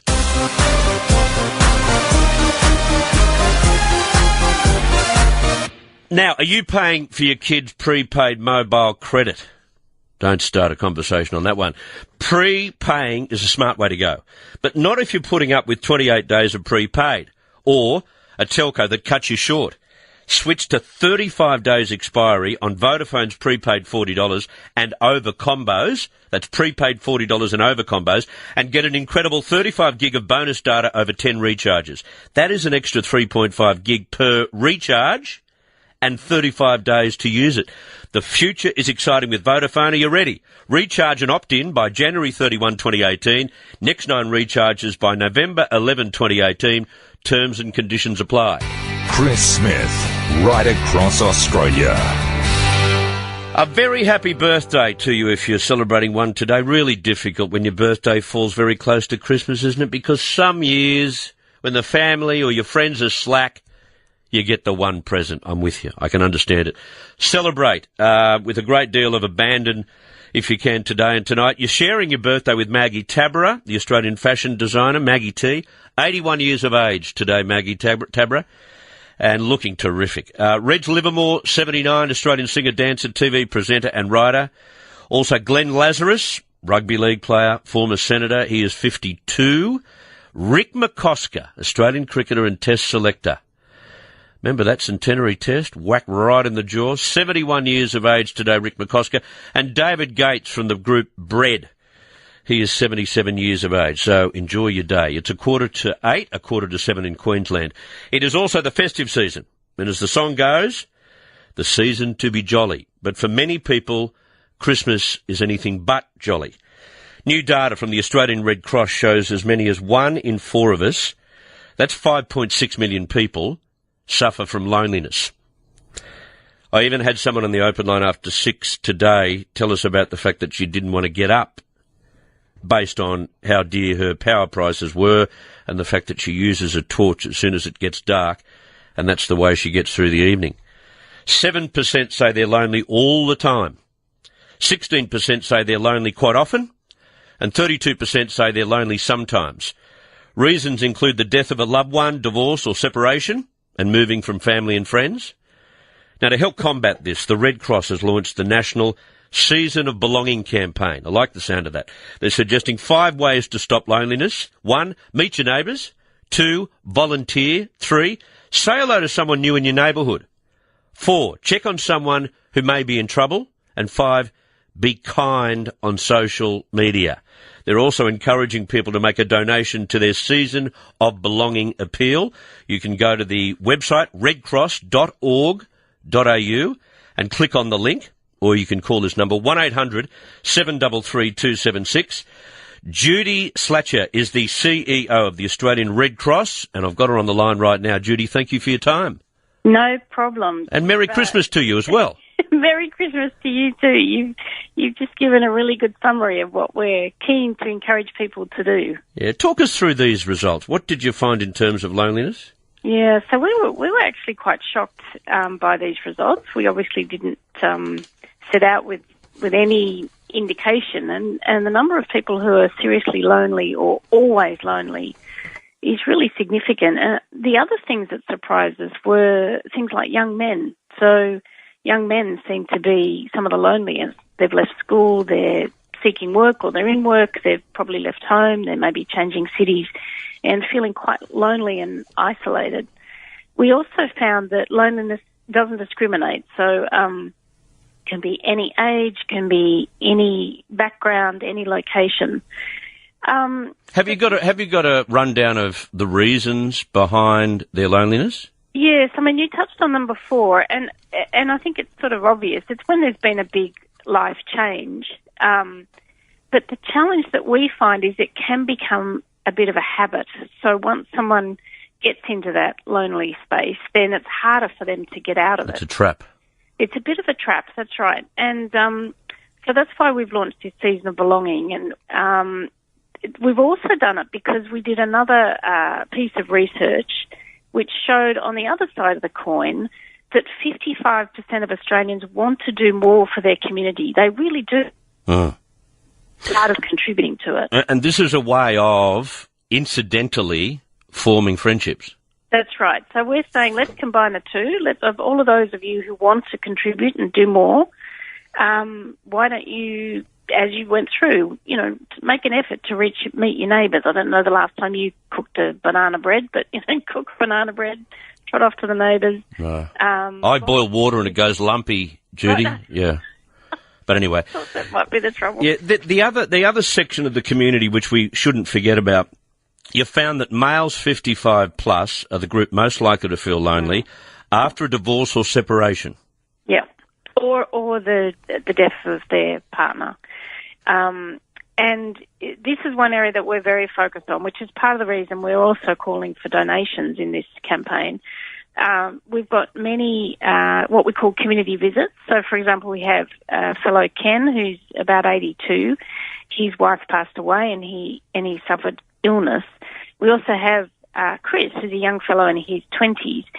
And often those two, well, they probably would never meet, but by volunteering, with Chris volunteering, we can help them get over the sort of initial anxiety of coming together and spending time together. And, of course, they have lots in common. But making that first step is always difficult, Judy, isn't it? That's right, exactly.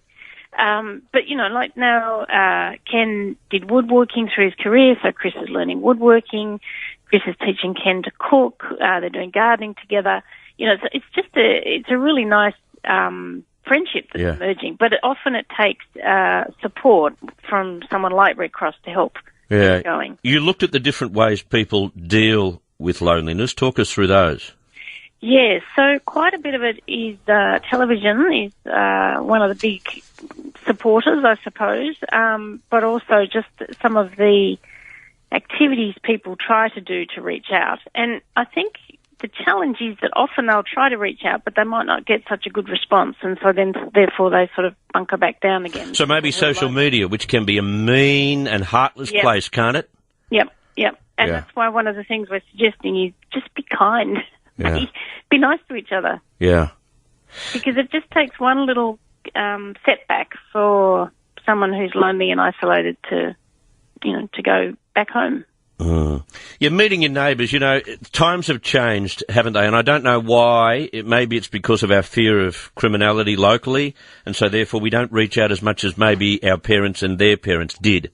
Well, interestingly, I've recently spent time living in Switzerland, and the community vibe there is fantastic, and it's all about neighbours. So they have a very similar society to us, but for some reason they've been able to break through this. So that's why we're launching this season of belonging, and we do want to make creating belonging and connections a big theme of ours in this coming year. But for now, let's make it a season of belonging. But you say even a simple phone call or an invitation to Christmas dinner or maybe a Christmas drink in the week leading up to Christmas can make a world of difference to someone who is isolated. Yeah, and then follow it up. You know, then have a chat about what common interests might be or where there might be things that could be done together or just a regular catch-up. Yeah, an extremely timely reminder of the things that may sound obvious, but they're not obvious because we don't tend to follow these things through. Fantastic to speak with you this morning, Judy. Thank you. Thank you. All right, Judy Slatcher, the CEO of the Australian Red Cross. So think about those things, using social media in a kind way for once. Check on someone who may be in trouble. Say hello to someone new in your neighbourhood. They won't look at you weirdly if you say g'day. Meet your neighbours, if possible, or volunteer. Now, it might be a big step in your mind, but once that step is made, it'll be fine. And you'll create a relationship or maybe a friendship there that will look after you and make you happier.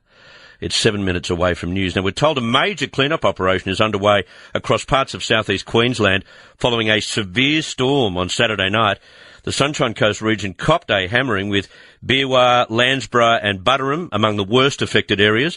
Around 480 homes are still without power after strong winds and fallen trees brought down power lines. It was initially 13,000 homes, but Energex say most services have been restored. Residents felt the full force of the storm as they assessed their homes yesterday morning.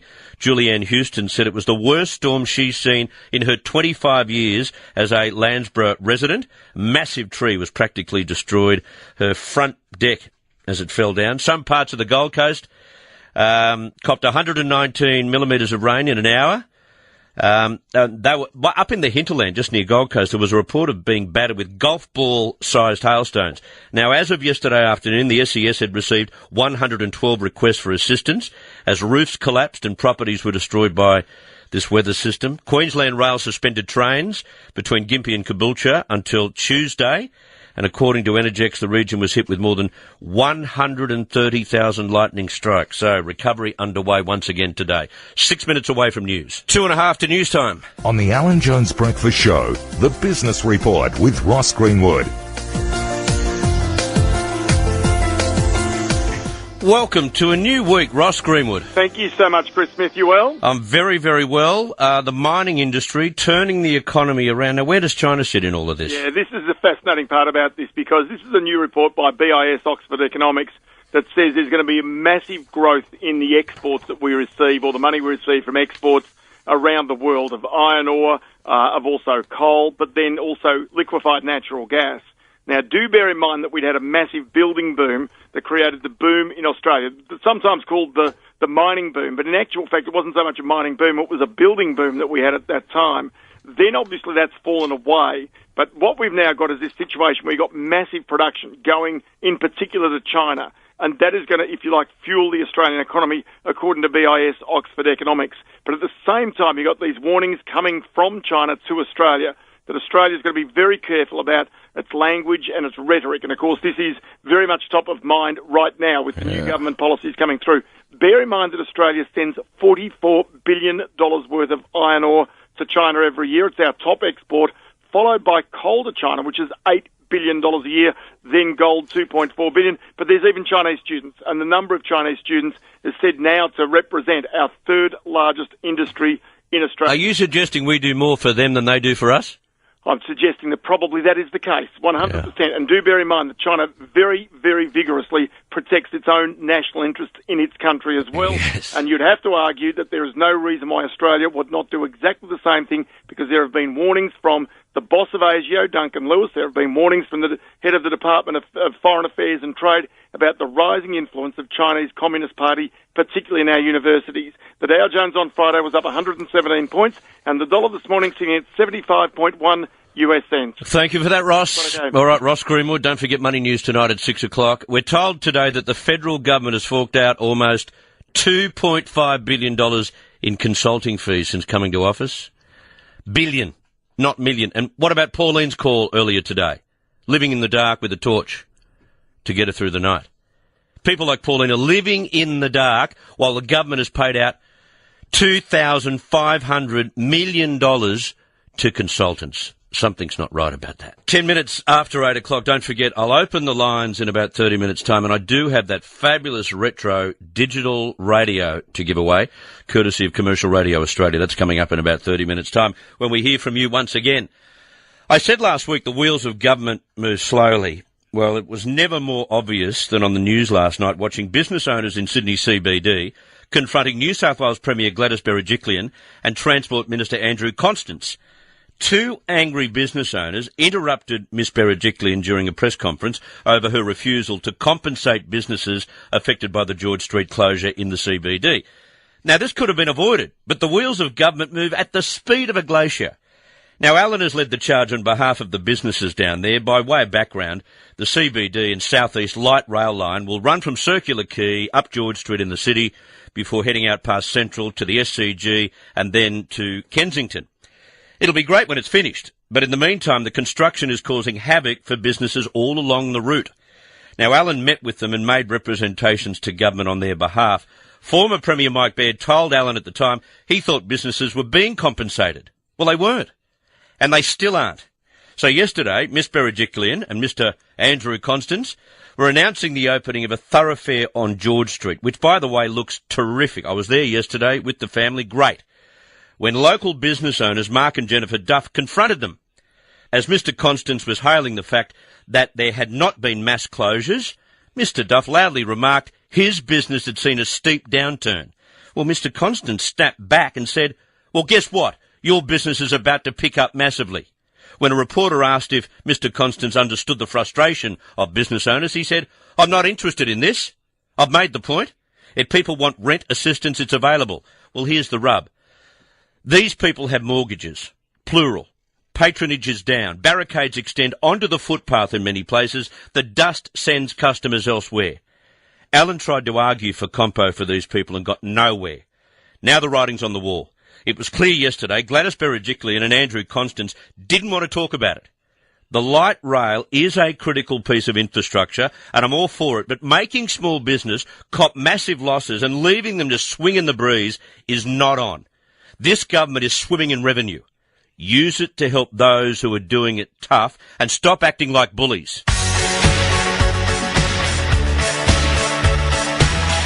13 minutes after 8, 13 after 7 in Queensland. Well, key national and international counter-terrorism experts will meet in Melbourne today as authorities warn Australia is entering peak terrorism season. Victoria Police's officer in charge of counter-terrorism, Assistant Commissioner Ross Gunther, has told The Australian, if you look at the number of disruptions over the past couple of years and when they've occurred, you'll see that escalation towards the end of the year.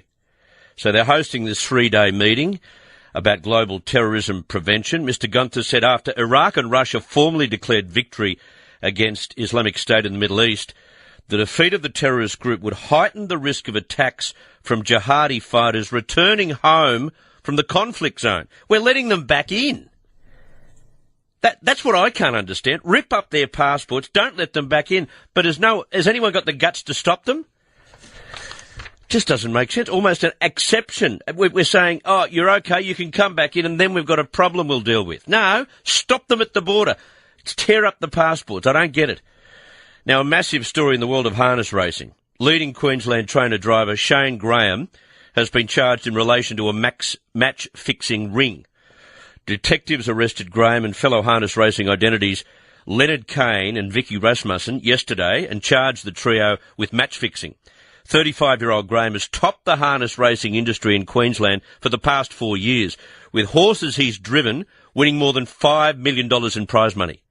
He was selected to represent Australia at the World Harness Driving Championships in Canada this year. Detectives allege race 2 at Albion Park on July 28 this year was fixed.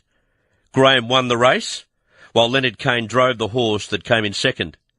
Detectives allege Kane deliberately gave up the lead to allow Graham's horse to win at odds of $7. They're also alleged to have fixed a race at Albion Park on October 6.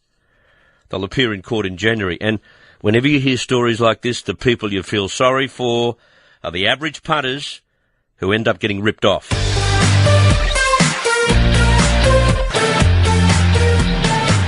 A 7:15 in Queensland, and there are more calls for a crocodile cull in far north Queensland following a series of attacks in the local community.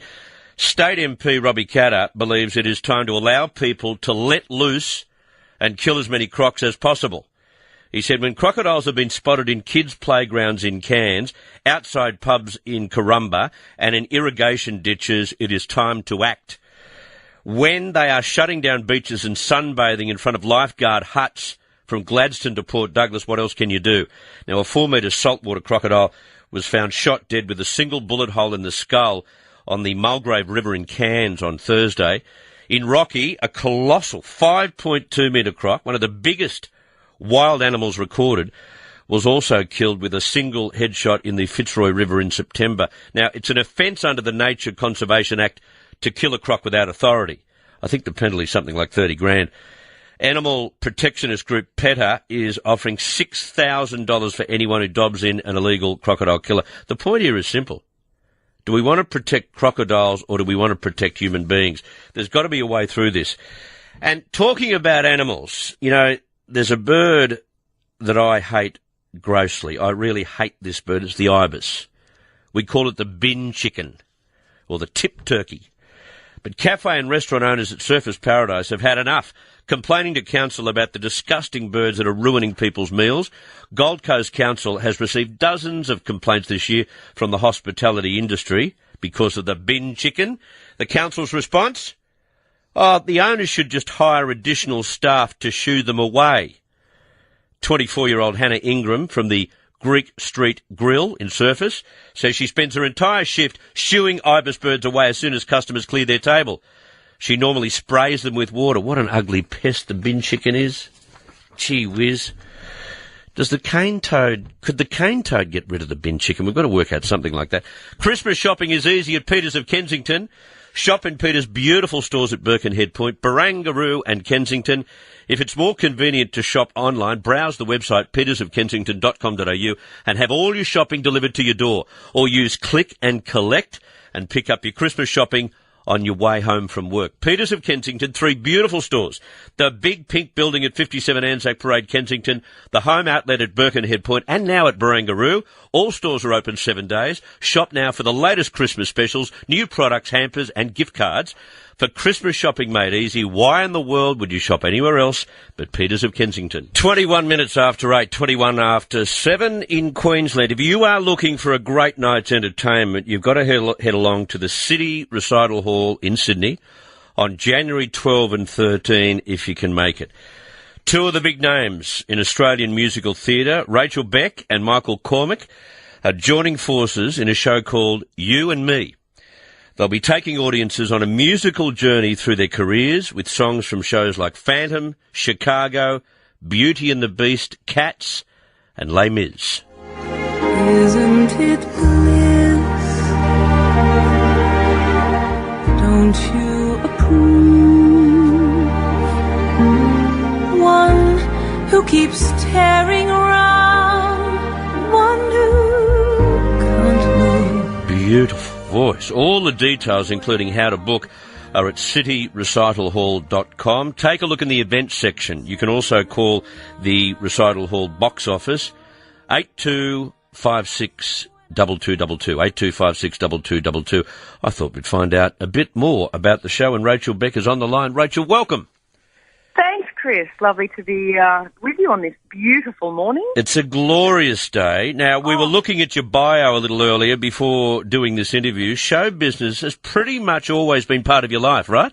Oh, it certainly has. I mean, I grew up, when I was 6 years old, my father directed all of the school musicals. So I grew up watching Fiddler on the Roof, Orpheus in the Underworld, and lots of different types of shows that he would direct.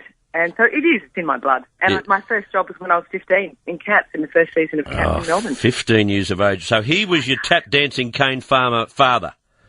My grandfather was the tap dancing cane farmer. My dad was the writer. He wrote and directed, but he was also head of economics as well. So get that. Right. And as well as writer and director with the Ballina Players Theatre Group. Tell us about the Ballina Players. Well, the Ballina Players are still going very strong, actually. I saw a production of their Side by Sondheim last year, and that's where my mother and my father met. Wow. The Players production. Oklahoma, Dad was playing the lead, just like Hugh Jackman, and Mum was in the chorus. She fell for the leading man, and he fell for her. So, I know. Perfect. Yeah. Now, you pointed out that they weren't those pushy mum and dad stage parents. You say your mum once said how you pushed them. I did. I mean, I used to... We live up in, we used to live up in Alstonville near Lismore, and a lot of flooding goes on there. And in those days, you could hitch a ride with the truck driver going across the floods. And I used to say, Mum, I have to go to dancing. And I was only about 10 or 11 years old. And she'd say, okay, mate, you take my daughter to dancing, and off I'd go. So I pushed them. They didn't push me. And I've carried that into my motherhood as well, my mothering with my kids. They've got to make their own decision, don't they? They've got to do what they really like and not what you think that they should like. No, and I do a lot of residencies in high schools, and I always say that you've got to find your passion, and that passion will be the thread of your life. And if something, ignites your heart, that's obviously what you've got to follow in life. Yeah. Really? You've appeared in 1,000,001 shows. I mentioned Beauty and the Beast earlier. You starred opposite Hugh Jackman. What is the magic of Hugh that we don't see? When I do my corporate shows, I say, well, I was kissed by Hugh 8 times a week for a year and got paid for it. And then I say, wasn't he lucky? Yes, of course he was. Oh, my goodness. The thing about Hugh is, and, not just Hugh, but a few people I've worked with, is that there's this really positive, generous energy about him, and he is light, and he meditates every day, and he's not out for himself to stamp over other people. Right. He wants to lift other people And a up. good team man, is he? Great team man, and really, and humble. Really humble as well. Great. There's no diva at all about that man. He's just beautiful, and he deserves every bit of goodness that he gets. Great. Now, let's talk Michael Cormack, and his record is... Beauty and the Beast, yeah. Well, he starred in shows like Anna, Mamma Mia, Rocky Horror, Abita, and Chess. He's twice performed for the Queen. Yes, you've never performed together, am I right? Oh, no, we actually... He was my Beast in Beauty and the Beast. Right, okay. And myself, Michael and Hugh, and then we did perform in Eureka. Okay, so you've got some chemistry going already? Definitely, yeah. Well, we are best friends. He's the godfather to my 2 children, and He was my maid of honour at my wedding, and we've known each other for a long time. And where did the idea for You and Me come from? We wanted to perform again. Yeah. Perform together again, and our voices blend really well. And because we know each other so well, it's like you've got that safety net on stage, and you know that anything that comes out of your mouth, someone else is going to be there for you. So not only music, do we get to hear stories as well? Oh, we get to hear lots of different stories, definitely. And I think that's one thing that, it's the really theatrical style, the cabaret theatrical style that often isn't performed here in Australia. It's often over in London or New York, because it's got the wonderful Kathy Abbey directing and doing the choreography. So it's going to be a lot of stories and a quite intimate, classy feel. Yeah. Fantastic. I'm really looking forward to it. All right, starring with Michael Cormack in a show called You and Me, City Recital Hall, Sydney, Friday, January 12 and Saturday, January 13, cityrecitalhall.com or 82562222. Come one, come all. Have a great Christmas. Thank you for your time this morning. Beautiful. Thanks, Chris. Good on you. Rachel Beck. The US Report, thanks to Peters of Kensington. Open 7 days at Barangaroo, Birkenhead Point and Kensington. Or shop online at petersofkensington.com.au. Welcome, Harley Carnes. Thank you, Chris. When will these Californian wildfires cease? Maybe in January. Maybe. We've lost 800 homes and other buildings. This is just in Southern California. Dozens of horses have died. 200,000 people have had to flee the flames. 270 square miles Monday. At the same time, we got 141,000 acres scorched. And a lot of the top insurance companies are sending in private firefighters to try to help, try to do what they can. Just a couple of months ago, we had the big fires up in the wine country, Northern California. That the property damage claims there went over $3.3 billion. And this is worse as far as property damage. Yeah. And the fires are not out by any means. I mean, they're predicted gusts of wind today at 80 kilometers, 50 miles an hour. Terrible situation. Now, the president attends the opening of a civil rights museum in Mississippi, and some black leaders stay away. Yeah, some of the leading black leaders in this country, John Lewis, a congressman from Georgia, Benny Thompson, congressman from Mississippi, they both decided they would not go because they wanted to protest Donald Trump and what they perceive as his standing on race relations. They're both Democrats. There was the Mississippi Civil Rights Museum, the official opening of it. And while he was there, the president made a comment or two. He said, we want our country to be a place where every child from every background can grow up free from fear, innocent of hatred, and surrounded by love, opportunity, and hope. Yeah. They weren't there to hear that, might have been a worthwhile thing to do. Yeah, it could have been as well. All right, the right whale, it could become extinct? Yeah, this is a terrible thing. I mean, there are only a couple hundred of them left. 450, they think, right whales exist in the oceans any longer. 17 died this year so far. 17. And, the fishing hasn't stopped. More importantly, they feed they're born in the southern oceans. They come to the north, and off the oceans off the coasts of New England and Canada, that sort of thing, and they feed during the wintertime. And we kill too many of them with our nets and with our boats and other things. So we don't blame the Japanese here? We can't blame them entirely for this, no, by no means. Because most of them that have died off the U.S. coastline. All right. Terrible situation. It is. Harley, thank you very much for your time. Right. Thank you. I'll see you. All right, from the US, Harley Carnes. We'll take your calls right after the news on 131-873. Chris Smith filling in for Alan Jones. Thanks to Vodafone. Want a no locking contract? See vodafone.com.au/plans. T's and C's apply. One of our open line callers between now and the next 20 minutes will be awarded, I guess, a VQ Retro Mini digital radio. I've got a photo of it right here. It looks snazzy. It's a smaller one. It's a size of around about, probably a little bit bigger than a mobile phone, and certainly a lot thicker than a mobile phone.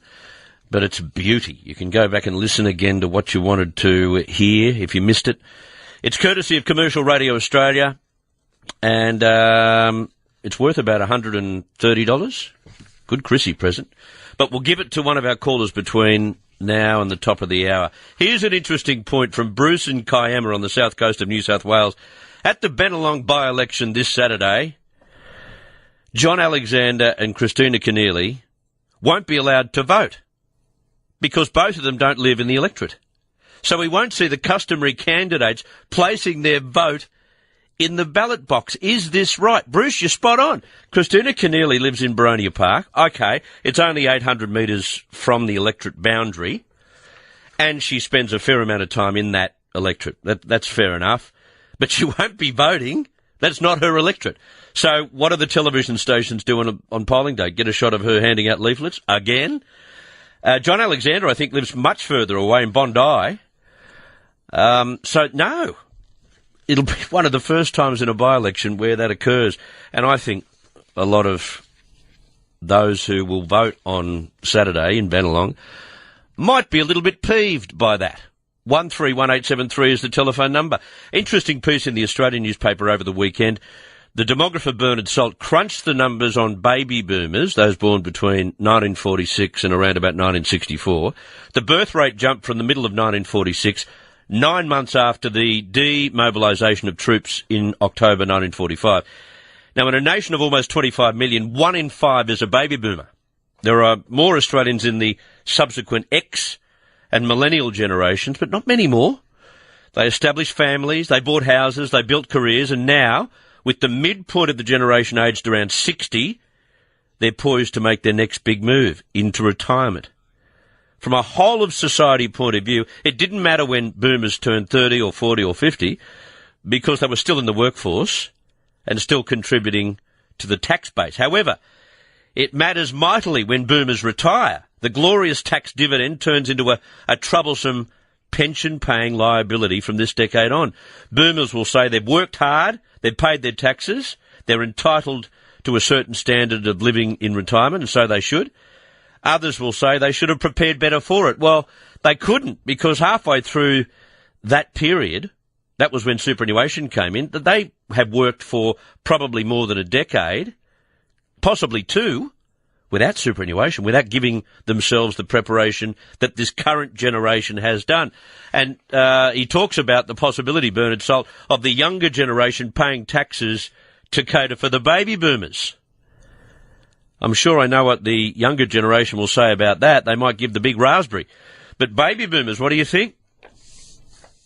Should you be protected beyond anything else and therefore have access to the pension, if need be, if the numbers stack up that way? And should the younger generation pay for you? 131873 is the telephone number. Hello, Dorothy. Oh, hello, Chris. I've got a peculiar thing to tell you, and I feel a bit foolish.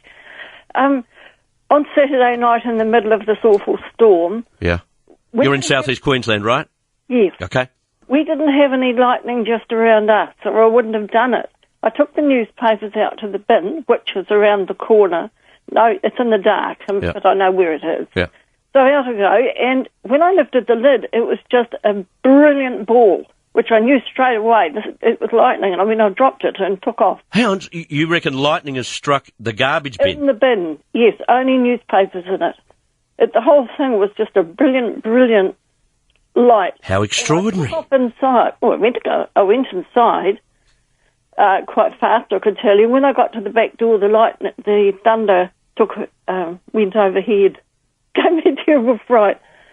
But I had nothing running up my arm or anything like that. And it was raining? Shaking. Was it raining? Yes. And there was this light coming out of the garbage bin? Well, it wasn't coming out of it. It was just in it, or I wouldn't have lifted the lid. Right. Have you been out to see the garbage bin since? Pardon? Have you been out to see the garbage bin since? No, I haven't, actually. You've got to see it, Dorothy, and you've got to ring me back. Yes. Find the evidence for us. But my shoes were about 1.5 inches thick of rubber. And if there was some sort of a danger, that's what would have saved me. Wow. I got a terrible telling off yesterday from my daughter. Oh, she would have done that, yes. Keep away. Stay inside, she would have said. It was nowhere near our house. That's what I'm saying. It was all around us. We could hear it. Yeah. Because I wouldn't have gone outside. It was a mean storm. 130,000, you said this morning. Yeah. Yeah. Lightning strike. That's how mean it was. Oh. Dorothy, stay indoors the next time a storm comes your way, all right? Indeed. Thank you. Thank you, Dorothy. That's an extraordinary story. 131873. Jerry, g'day. Yeah, how you going, Chris? Very well, thanks, Jerry. You're doing a good job, mate. You're very, very kind. And I've got a bit of a problem at the moment. I've got my electricity bill. Yep. Right, and when I paid it on the 3rd of March, 2017, my reading was 489 kilowatts. Yeah. Right? Yeah. Then my next bill of the 28th of August, there was 490 kilowatts, and the last one I got is 550. But the last one I got, I was in hospital, and I haven't been home for 38 days. You weren't home for more than a month. Yeah. That is silly. That someone has obviously calculated, Jerry, that this was the back end of winter, and you would have used more power, and they've smacked you with a guesstimate. Well, the thing is, same as the weekend, Friday, Saturday, Sunday, Yeah. I'm not home. Jerry, you have to get back to your supplier and tell them the fact that you're in a hospital. You've done it? I've done it, and they said, "Oh, we're going to read your meter," right? Yeah. Now, I used to read my meter all the time, keep an eye on it. Yeah. But now, I'm living in a housing commission place. They put locks on them, and now I can't read my meters anymore, and I think I should have a ride. Oh, so this is why they're estimating your usage. Yeah. Well, they should have a key for those locks. They've got only a master key, and they give them to the tradespeople. That's what I've been told by the Housing Commission. Oh, what a mess. Jerry, firstly, those who lock the gates need to give the key to those who check the meters. That's how it all works. And secondly, you need to get back to your supply firm and say, hang on, I was in hospital. I'm not paying this bill, and you need to be very determined about that. Already did, but they were supposed to ring me back, but I've heard anything. All right, we're going to chase up on your behalf, Jerry. Stay there. Don't go anywhere. We'll put you through to James, and we'll make sure we chase this up. You may have heard this story in the news this morning. Tons of asbestos-contaminated waste has been dumped into suburban Sydney Street, with authorities involved in a delicate clean-up operation as police hunt for the culprit. There's so much waste dumped in the city to save on dumping fees, but asbestos is the worst of them. Now, this is at Chester Hill in Sydney Southwest. Georgia Holland from our newsroom is in the vicinity. Hi, Georgia. Hello. What can you tell us? Oh, I can tell you that the rubbish extends just in this continuous line along the street for more than 25 metres, it looks like. And just by looking at the pile, I can see brick, trees, slabs of concrete, and even some greenery in there as well. So residents who've been leaving their homes this morning, they're being forced to drive on the footpath and make their way around the rubbish to go to work and school. So council this morning, they've been door knocking, speaking to residents, trying to piece together just what exactly has happened here. And Daryl Atkins, who's the manager of the Sydney Regional Illegal Dumping Squad, has told me that officers, they've canvassed the area. They're now compiling video evidence from the local shops and maybe even residents who have their cameras in their homes. So the alleged time of dumping was what, 1 o'clock today? Because that was when police were called. Yes, 1 o'clock this morning, although I've spoken to a couple of residents and even one says it could have been as early as 11 p.m.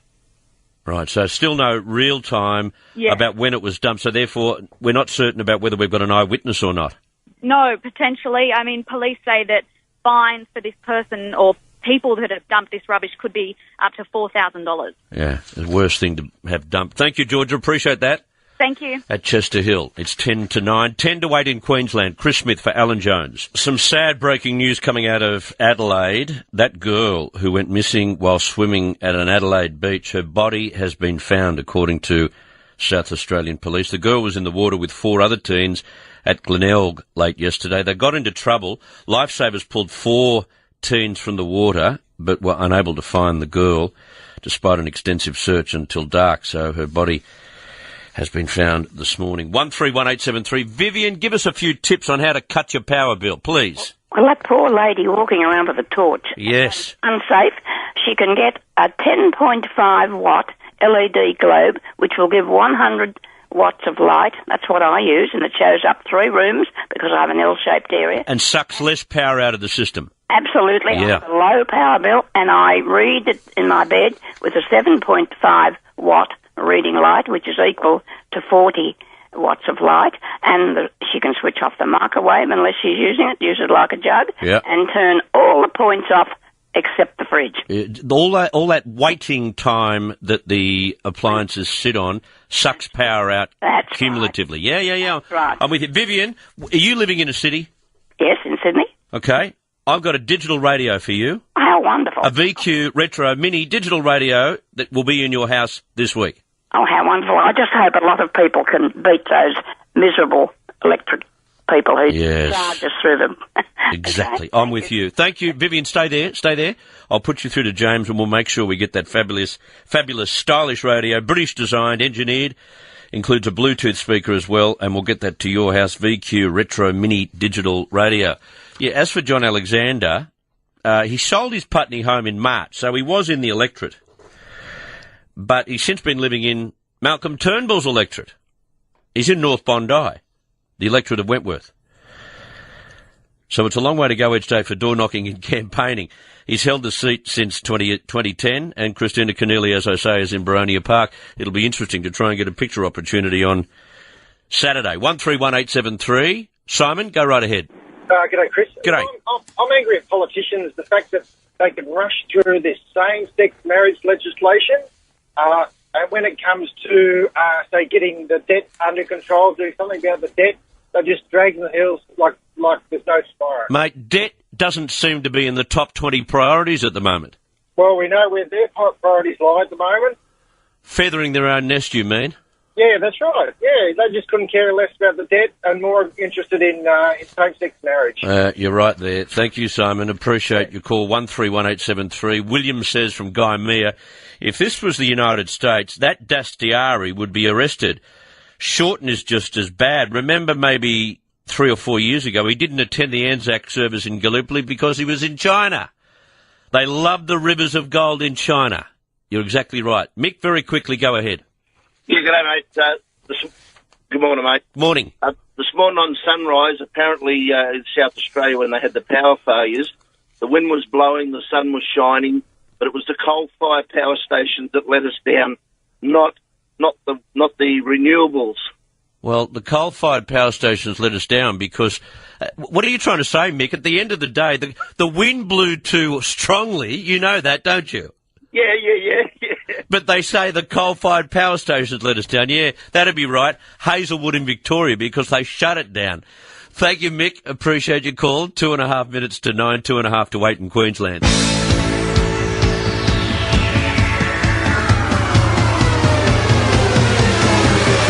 The last word this morning goes to Frank from Kippering. The reason the wheels of government turn slowly is because they use square ones. Merry Christmas. Thank you, Frank. Appreciate that. In Brisbane today, a partly cloudy day, a top of 28, and partly cloudy tomorrow as well. Sydney, a sunny day, beautiful, 26, 34 on the west, even warmer tomorrow, but partly cloudy. Have a fantastic afternoon. Ray Hadley follows the news. This is Chris Smith for Alan Jones.